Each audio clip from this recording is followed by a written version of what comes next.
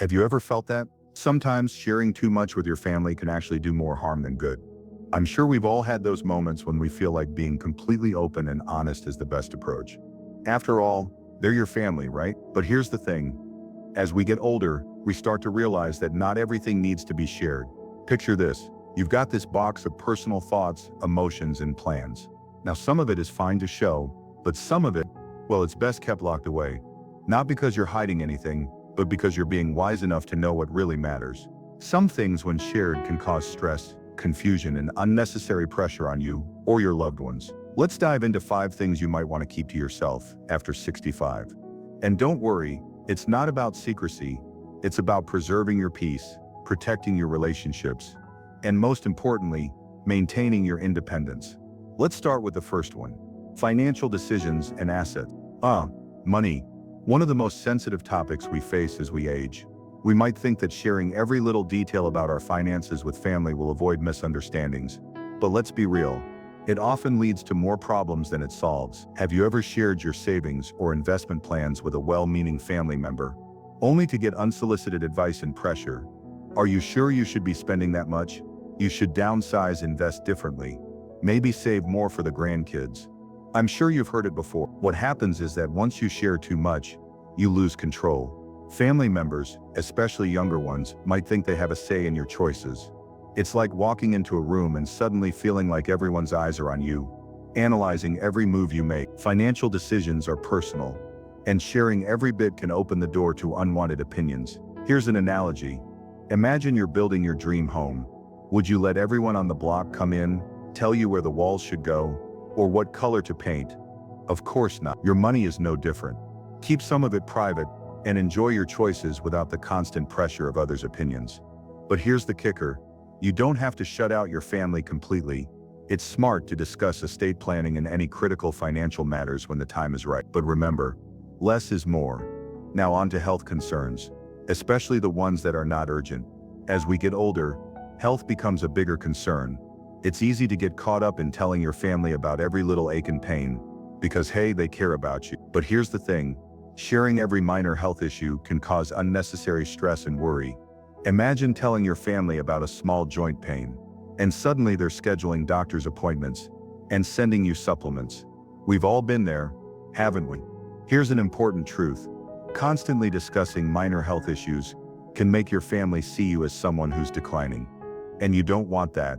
They might start treating you as fragile or incapable, even when you're perfectly fine. Have you ever felt like after sharing one small health concern, your family started questioning whether you could travel or do things on your own? It's like having a little crack in your windshield that gets bigger every time someone looks at it. It's not about keeping secrets. It's about maintaining your autonomy. You have the right to manage your health without unnecessary interference. So keep the minor stuff to yourself and only share when it truly matters. If you're still with me, I'd love for you to drop a number 2 in the comments if you're finding these tips helpful. And don't forget to subscribe and hit the bell so you never miss out on more content that helps you live your best life. Alright, moving on to family conflict. Family drama. Who hasn't had their share of it? As we age, we might find ourselves caught up in sibling rivalries or disagreements over inheritance. It's tempting, right? To step in and offer your 2 cents, to tell everyone what you think. But here's the thing. Getting involved in family squabbles can end up causing more harm than good. Maybe you've been in this situation trying to mediate an argument, only for both sides to turn on you, criticizing your stand. You're just trying to help, but your words get twisted, and suddenly you're caught in the crossfire. Does that sound familiar?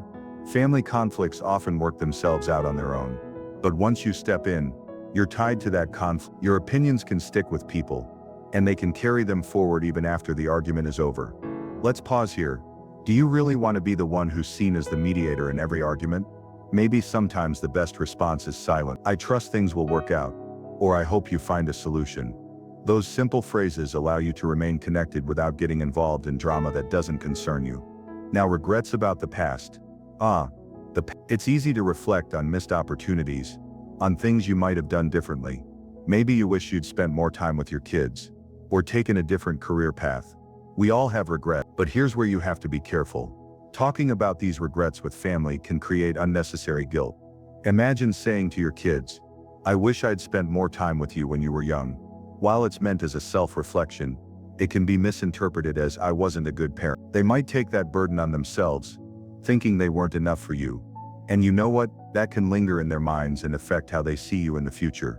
The past is gone, and it's important to learn from it, but dwelling on it too much can change how others see you. Remember, people will see you for the resilient, strong person you are today, not the person reflecting on the past.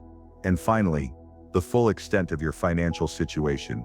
We've touched on money already, but this one's worth emphasizing. Being too open about your financial status, whether you're doing well or struggling, can lead to a shift in how your family interacts with you. If your family knows you have a comfortable savings, they might start expecting financial help or hinting at what they hope to inherit. On the flip side, if they know you're struggling, they might start worrying too much, or even questioning your financial decisions. It's like opening the door to a room you can't close again. Once people know the full story, it changes the dynamic. The key is to share only what's necessary. Keep your finances as your own responsibility. It's your life, your money, and your future to manage. Sharing too much can create more stress than you need. As we wrap up, take a moment to think about what we've discussed. Keeping certain things private isn't about shutting people out. It's about protecting your peace and preserving your relationships. Some things, no matter how tempting, are better kept to yourself. You deserve the freedom to manage your life with wisdom, not unnecessary pressure from others. As we age, we naturally develop a deeper sense of wisdom and a better understanding of what truly matters in life. One of the most important lessons that come with age is the realization that some things are simply better kept private. This isn't about secrecy or shutting people out, but about maintaining control over your life and protecting your peace of mind. A key aspect of this is knowing when to keep certain matters, such as your finances, health concerns, and personal regrets, to yourself. This choice allows you to maintain your independence and safeguard your relationships with loved ones, without the interference or pressure that comes from oversharing. Let's begin with financial decisions, and how they can be one of the most sensitive and personal areas of our lives. As we get older, we often become more reflective about our financial situation, our savings, investments, and the legacy we plan to leave behind. While it's tempting to open up to family members, especially when you want to ensure they understand your plans, doing so can often create more problems than it solves. Family members, particularly younger ones, might start offering unsolicited advice, questioning your choices, or even pushing their own ideas about what you should do with your money. These well-meaning interventions can lead to feelings of frustration, or even resentment. For example, let's say you decide to downsize your home, or make an investment in something that's important to you. If you've shared every detail of your financial situation, family members might feel entitled to weigh in on your decision. They could say things like, "Are you sure this is the right time to make this investment? Or maybe you should save more for the grandkids." At the heart of these comments is the assumption that they know what's best for you, and this can quickly feel overwhelming. It's one thing to ask for advice, but it's another to feel as though people are constantly second-guessing your decisions. The problem becomes even more complicated when people start seeing your financial situation as a way to benefit themselves. This can happen when family members, who may have previously been distant, suddenly become interested in your wealth.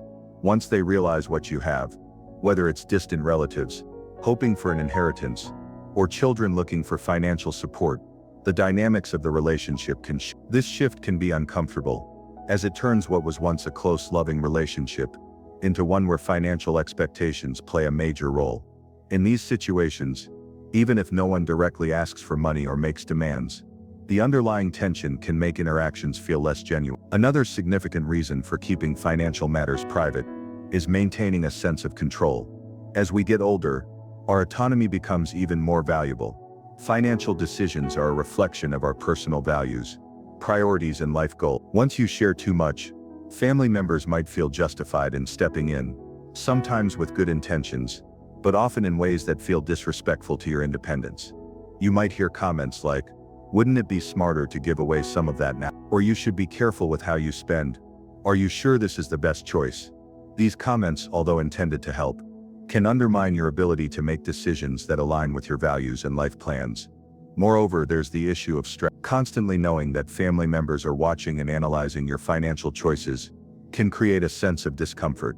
Instead of being able to enjoy your life and the choices you've made, you may start feeling like you're being scrutinized every step of the way. This pressure can be exhausting and detract from the joy of living freely and independently. It's essential to understand that this doesn't mean you should never talk about finances with your family. There are certain times when it's crucial to communicate, especially regarding estate plans, wills, or long-term care needs. But the key is to share only what is necessary and relevant, not every detail. Keeping some financial matters to yourself allows you to preserve a sense of autonomy and avoid the potential pitfalls of unwanted advice or expectation. Consider this analogy. If you were building a house, you wouldn't let everyone on the block come in and tell you how to lay the foundation or which color to paint the walls. The same goes for your finance. These are your personal choices, and while it's important to communicate the essentials, you don't have to open the door to everyone's opinions and judgments.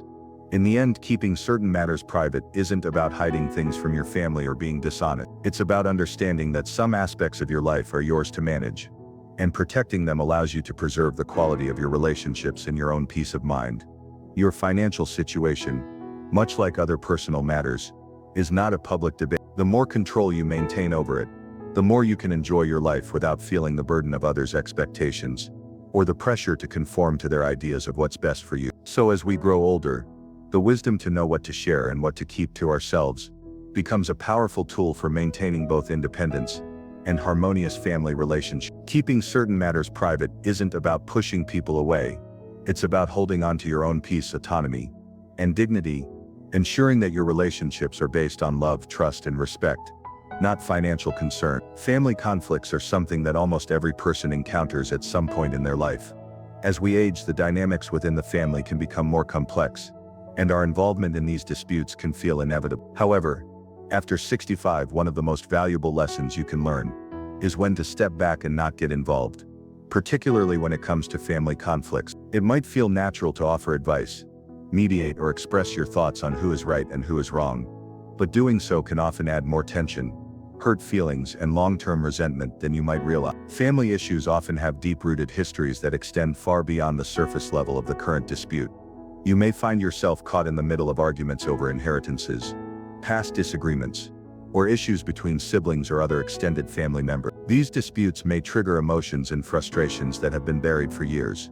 While it may seem like your role is to offer wisdom or help heal old wounds, stepping in often doesn't resolve anything and may only escalate the situation. For example, let's imagine you're asked for your opinion on a long-standing family issue, such as a disagreement over inheritance. While you may feel that you have the insight or experience to offer a fair and balanced viewpoint, taking sides or voicing a strong opinion can make things worse. In situations like these, people are often emotionally charged, and your words, no matter how well-intentioned, can be misinterpreted. What may seem like sound advice to you could be taken as an accusation, a judgment, or even an attack, leading to hurt feelings and lasting resentment. And sometimes the people involved in the dispute may not even truly want resolution. They may simply want to vent, or have their emotions validated, and your attempt at mediation might feel like interference. Moreover, when you take sides in family conflicts, it can shift the way others view you. Family members, especially in emotionally charged situations, may hold on to the things you say for much longer than you anticipate. For instance, if you were to express dissatisfaction with one of your children's life choices, that opinion can stick with them and create a wedge in your relationship. Even if the situation is resolved over time, your words may leave a lasting impression, causing emotional distance or feelings of rejection that were never intended. Additionally, once you've spoken your mind or taken a side, it can be difficult to reverse that perception. Even if you change your opinion or apologize later, the damage may already be done. This is particularly true when it comes to sensitive issues about younger family members, such as how they parent their children, or the decisions they make in their lives. A seemingly harmless comment about a son-in-law or a grandchild's behavior could leave an imprint, leading to awkward family gatherings or even strained relations. Over time, people may stop looking at you as a source of support or love, and instead start viewing you through the lens of your past opinions and judgments. It's also important to understand that family conflicts often have a way of resolving themselves without your intervention. Time heals wounds and emotions tend to settle down, even if it takes longer than you'd like. When you step in to offer advice or mediate, you might inadvertently prolong the conflict, or make it harder for others to move past their difference. Sometimes people need space and time to come to their own conclusions and work through their issues without being influenced by the opinions of others. An essential part of being wise after 65 is learning how to practice what could be called selective silence. This means recognizing when it's better to keep your thoughts to yourself rather than expressing an opinion or getting involved. It can be challenging, especially when you want to help or prevent others from making mistakes. But the best approach is often to simply listen and offer support without judgment. Instead of diving into the middle of a conflict, sometimes the best thing you can say is, "I trust you'll figure this out," or "I'm here for you no matter what." This keeps the peace and allows your family members to handle their own issues, which they are often capable of doing without your help. In practice, stepping back also helps to maintain your own peace of mind. Family conflicts can be incredibly draining, emotionally speaking. Even when you aren't directly involved, simply witnessing ongoing arguments can cause stress, anxiety, and frustration. By choosing not to insert yourself into the drama, you protect your mental and emotional well-being, allowing you to focus on what truly matters: your own happiness and the joy of spending time with those you love, rather than getting entangled in disputes that are beyond your control. Ultimately, the decision to remain silent in the face of family conflict doesn't mean you care any less. It means that you understand the value of space, respect, and autonomy in relation. As you grow older, you come to appreciate that not every battle is yours to fight, and that some things are best left unsaid. Your family needs to feel like they have the ability to navigate their own conflicts and relationships just as you have done throughout your life. By stepping back, you give them that opportunity, and in doing so, you preserve the bond of love and respect that forms the foundation of your connection with them. As we grow older, we tend to become more reflective about our lives and the choices we've made. Regret, in one form or another, is something that everyone experiences as they look back on the paths they've taken. This can include thoughts about careers, relationships, missed opportunities, or even the way we've raised our children. However, as you age, it becomes clear that not every regret or reflection needs to be shared with your family, especially when it comes to expressing these feelings out loud. It's tempting to bring up the past, especially when you feel close to your loved ones, but doing so can often have unintended consequences, affecting how they perceive you and how they relate to you. One of the challenges of growing older is that you start to have a broader perspective on life. You see the things that went wrong, the opportunities you missed, and the paths you didn't take.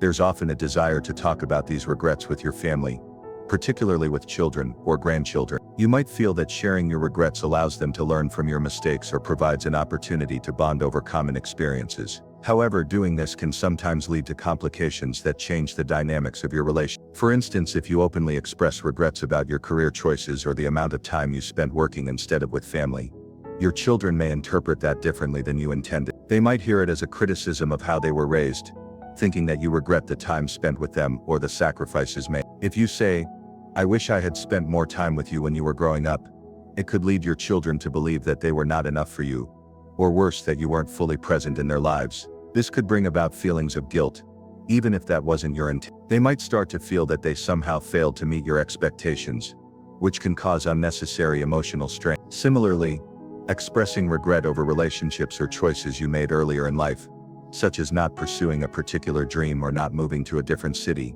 can also have unintended effects. These reflections, although they may seem innocent or even cathartic to you, can make your family feel like they were second choices. If you talk about a past love or a relationship that didn't work out, even in passing, it may make your spouse or children feel insecure or as though they were not the first choice. This could create friction or emotional discomfort that wasn't present before, altering the way they view your relationship with them.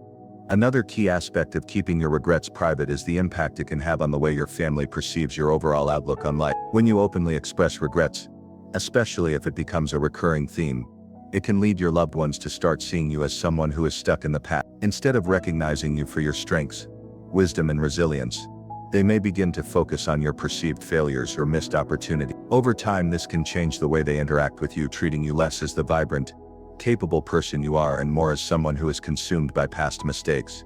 Furthermore, your family may begin to feel burdened by your regret. When we share our personal feelings of guilt or disappointment, particularly if those feelings revolve around the past, it's easy for others to internalize that. Your children or loved ones might feel as though they need to reassure you or alleviate your sadness, even when it's not their responsibility. This can shift the dynamic in your relationship, where instead of them looking to you for support or guidance, they feel compelled to provide emotional care for you.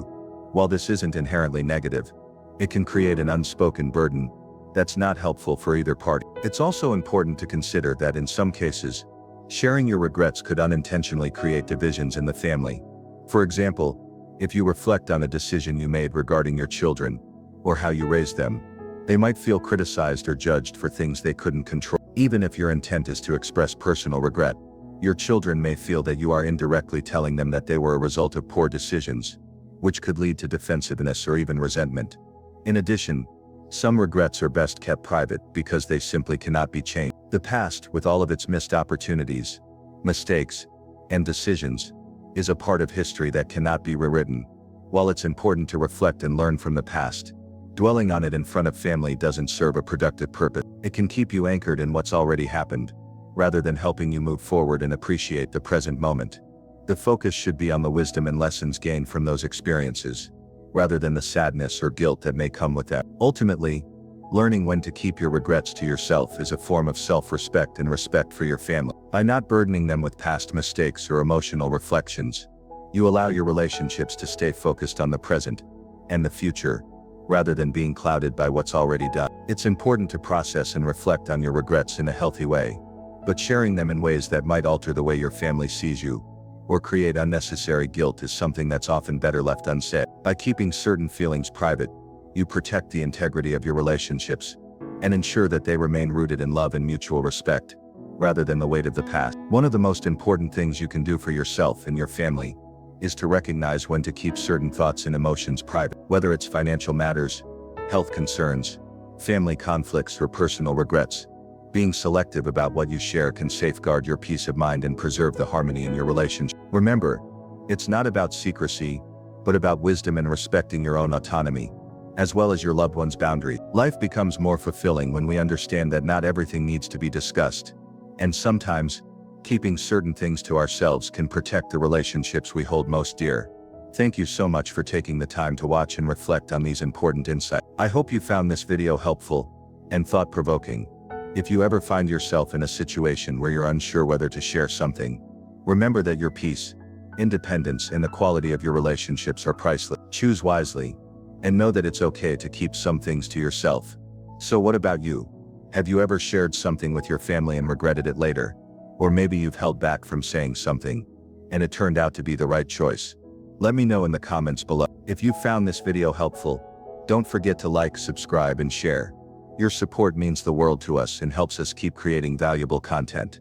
Thanks for watching, and I can't wait to see you in the next video.